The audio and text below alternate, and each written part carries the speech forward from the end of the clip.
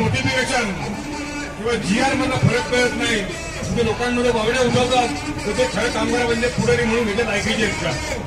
अजिबात ऐकायचे नाही. त्यातनं होणारी वाढ, होऊ शकणारी वाढ, काय केलं पाहिजे काय नाही केलं पाहिजे प्रस्तावतो. आता निर्मितीचे आपले कार्यकर्ते इथं उपस्थित आहेत, त्यांना मी गोष्ट सांगू इच्छितो की ज्या पद्धतीने शॉपॅक्टचं रिन्युवेशन करायला पाठवलेलं आहे, प्रस्ताव पाठवलेले आहेत.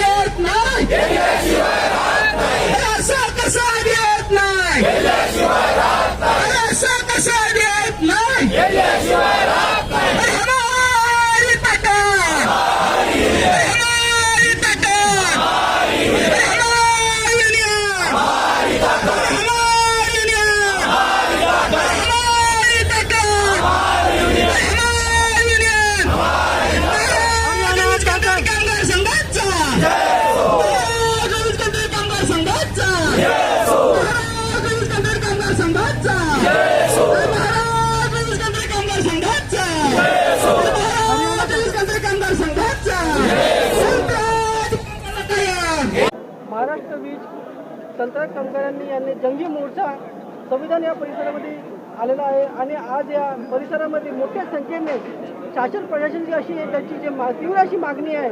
आपल्याकडे मान्यवर साहेब जाणून घेऊयात त्यांचं काय असं म्हणणं आहे आणि काय त्यांची शासन प्रशासन त्यांची काय अशी मागणी आहे, विशेष अशी काय मागणी आहे जाणून घेऊ. तर आपल्या परिस्थितीत सांगा तुम्ही.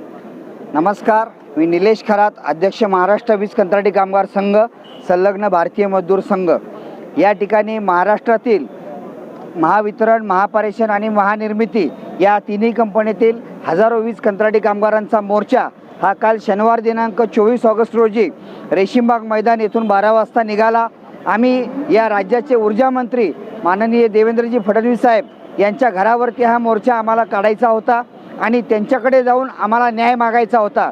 परंतु पोलिसांनी या ठिकाणी आमचा मोर्चा संविधान चौकात अडवलेला आहे. आज आमच्या या मोर्चाचा दुसरा दिवस असून या ठिकाणी जोपर्यंत ऊर्जा मंत्री माननीय देवेंद्रजी फडणवीस साहेब आमच्यापर्यंत चर्चा करणार नाही, आमचा ठोस निर्णय या वीज कंत्राटी कामगारांचा लावणार नाही, तोपर्यंत हे महाराष्ट्रातील वीज कंत्राटी कामगार या ठिकाणावरनं आपल्या घरी जाणार नाहीत. हे आंदोलन चालूच ठेवणार आहेत. ही अशी महाराष्ट्र वीज कंत्राटी कामगार संघाची स्पष्ट भूमिका आहे.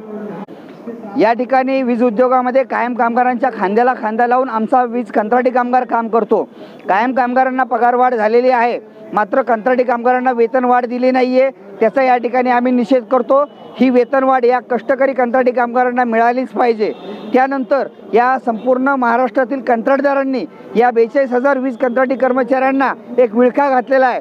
त्यांचं आर्थिक, सामाजिक, मानसिक शोषण या कंत्राटदारांच्या माध्यमातून होतं. हे आम्ही फडणवीस साहेबांच्या निदर्शनास आणून दिलेलं आहे. त्यामुळे आपल्या हरियाणा शासनामध्ये त्या ठिकाणी कंत्राटदार काढून टाकलेले आहेत आणि कंत्राटदार विरहित कंत्राटी कामगार रोज या ठिकाणी नियुक्त केलेले आहेत. त्यामुळे ती हरियाणाची पद्धत आहे ती महाराष्ट्रामध्ये जर का लागू केली, या वीज उद्योगामध्ये जरी लागू केली तरी त्या ठिकाणी या कंत्राटी कामगारांना मोठा दिलासा मिळेल आणि त्या ठिकाणी हे सर्व कंत्राटी कामगार जे आहेत हे सुखी होतील ही भावना आमची आहे. त्यामुळे ऊर्जा मंत्र्यांनी हरियाणा पॅटर्न हा या ठिकाणी लागू करावा अशी आमची इच्छा आहे. कामगार संघाचा न्याय द्या, न्याय द्या, ऊर्जा मंत्री न्याय द्या, न्याय द्या, न्याय द्या, ऊर्जा मंत्री न्याय द्या, न्याय द्या, न्याय द्या, ऊर्जा मंत्री न्याय द्या, वेतन वाढ झालीच पाहिजे, वेतन वाढ झालीच पाहिजे, हरियाणा पॅटर्न लागू करा, हरियाणा पॅटर्न लागू करा, ऊर्जा मंत्री न्याय द्या, ऊर्जा मंत्री न्याय द्या, ऊर्जा मंत्री न्याय द्या, वेतन वाढ झालीच पाहिजे, हरियाणा पॅटर्न लागू करा, हरियाणा पॅटर्न लागू करा, वेतन वाढ झालीच पाहिजे. महाराष्ट्र वीज कंत्राटी कामगार संघाचा, भारतीय मजदूर संघाचा